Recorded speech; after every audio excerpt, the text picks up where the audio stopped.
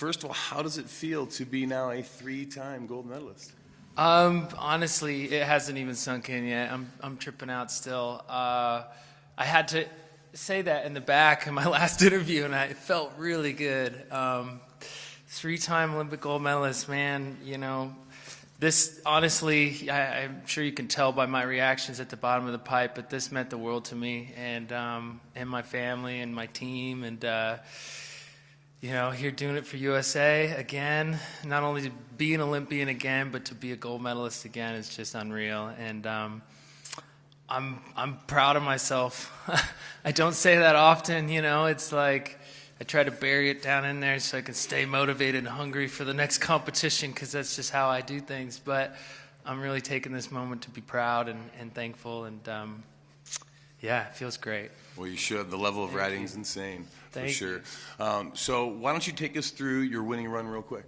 Yeah, so it was the last run of the competition in my final attempt, and I dropped in. I started with the frontside double cork 1440, and then into a cab double cork 1440, so the switch stance of that same trick, into a frontside stalefish 540, a double McTwist 1260, into a frontside double cork 1260. And I won the gold. Well, it was an amazing run for sure, and I know that especially those back-to-back 14s, we talked a little bit, and you said that's the first time you've ever done that. Talk about that a little bit. Yeah.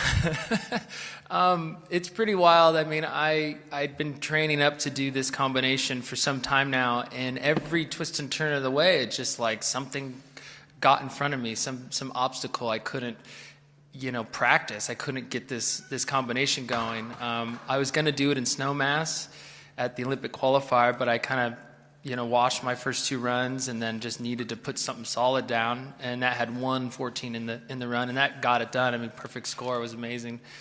Now my family calls me Mr. Perfect. Like, Mr. Perfect's here.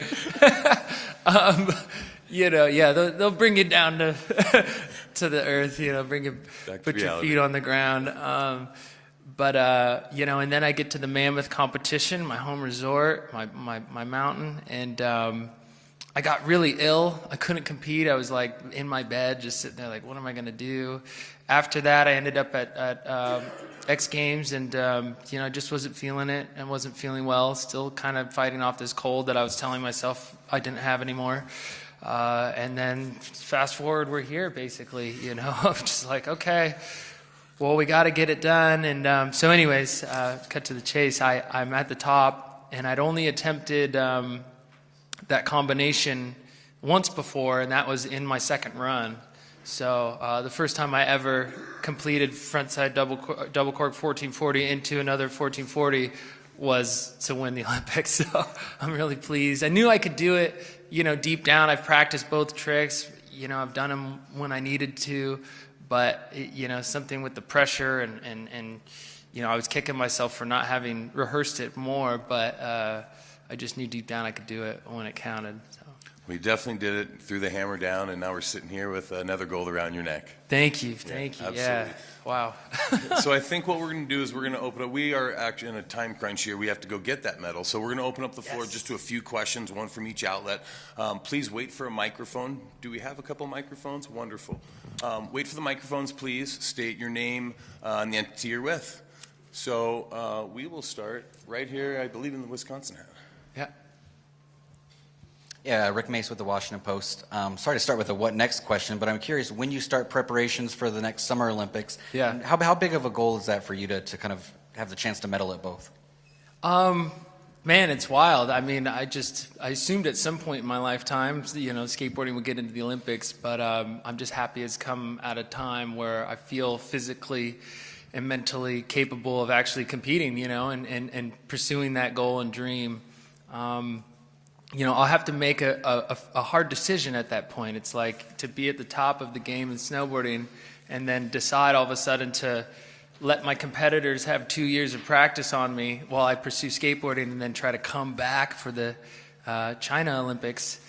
because that's something still on my radar. It's a big decision, it's a lot to sacrifice to go for something like that. So I'm going to make that choice in time. But it would mean the world to me, to compete in skating. It'd be great. Wonderful. Thank you. We'll go right here, and then we'll go back there next. Matt Gutman, ABC News. Shaun, over the past couple of days, the sexual harassment allegations against you by Lena Zawide have resurfaced. Lena, are you concerned that they are going to tarnish your legacy? Honestly, here to talk about the Olympics, not, gossip. So, but I don't think so. I am who I am, and I'm proud of who I am, and my friends, love me and vouch for me, and I think that stands on its own. So absolutely. But so you're saying that the allegations against you are gossip? I think we're here to talk about the gold medal and the amazing day we had today. Thank you. So if we don't have another question, why don't we go ahead and just pass the mic? Thank you so much. I'd like it to be addressed just a little bit. I mean, like I said, I think we're here to talk about the gold medal today and the amazing day we just had. I feel like I addressed it. Yeah, so, absolutely. Thank you. Thanks, Shaun. We had another one. Thank you. Great. Back here.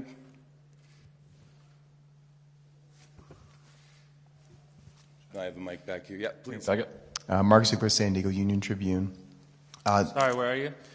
Way back here. Oh, okay. Hey, the sport has really accelerated in the last month with the 1440s. You were injured in a crash earlier this year. We saw a crash today that was pretty heavy. Yuri was just injured, not here. Is there a concern on your part that this thing is just getting almost out of control, that the spins and the danger factor is just elevated to a level that might not be able to be pulled back? No, honestly, it's just like with anything progression, there's going to be consequence. And unfortunately, it can come in the form of something like Kevin Pierce, or it can be a thing like my injury, or like I think it was a Japanese rider that went down today. But you get up and learn from it, and you move on, and you either continue or you don't. And it's a risk that we take. There's so many risks in life. I always laugh and say the fact that driving to the mountain is probably the most dangerous thing we do, and we do it every single day, but we assume that risk. And so for me, and the other riders, it's like you push the envelope on what's possible, but you're building off this base of years and years and years of doing a sport that you love and you're confident at, and you're building blocks of your foundation of tricks and things. And so it's just an unfortunate, I feel like, thing that happens with progression. But at this point, I feel like there's so many amazing things within the sport that are helping riders be safe and progress. There's airbags, there's foam pits. I think I had a lot to do with that during my training for the Vancouver Olympics. They just even invented a new airbag that goes down the landing of a jump. Now, I didn't have that when I was training for Sochi.